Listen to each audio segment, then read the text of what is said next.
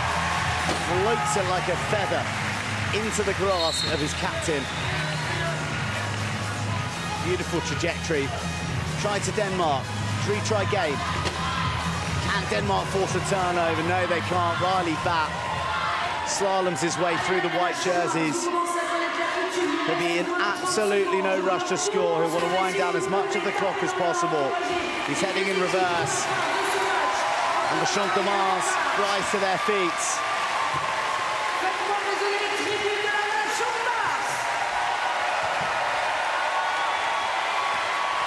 Seconds ticking away, bounced control from Chris Bond.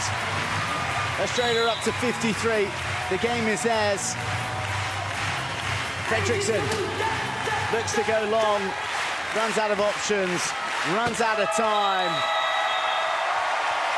And Denmark run out of runway in this Paralympics. They won't be heading to a semi-final,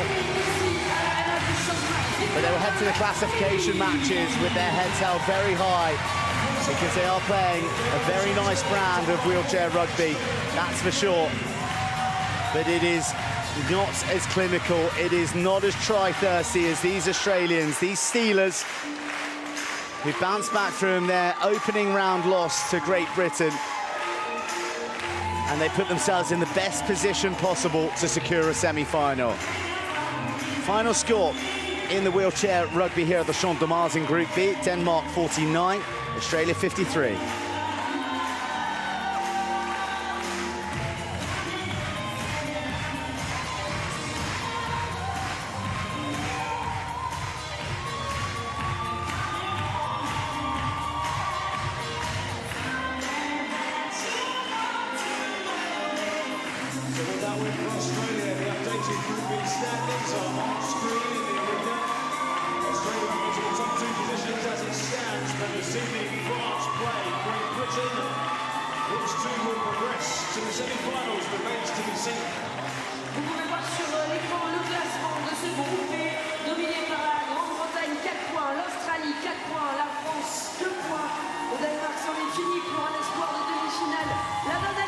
Supporters de l'équipe de France pour aller direct sur les demi-finales. La France devra battre ce soir la Grande-Bretagne par 2 essais d'écart. Supporters de l'équipe de France, faites du bruit! Brad Duberly in amongst his crew, sending a message, geeing them up for what they hope is going to be a semi-final. The future isn't clear at the moment, but certainly the Steelers are coming to the fore, aren't they? Riley Batt at his bristling best, plundering points in only the fashion that the great high pointer can. And universal appreciation from not just the Aussie fans, but the Danish fans who've come here on this journey with their team. And all the many in France who've just come to enjoy the wonder that is wheelchair rugby. Sights like that really do warm the cockles, don't they?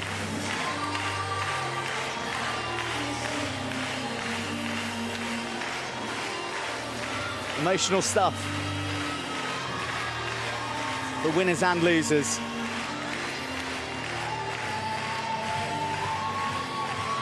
And the party doesn't look like it's stopping anytime soon at the Champ de Mars as we celebrate all things good about wheelchair rugby and this victory for Australia over Denmark.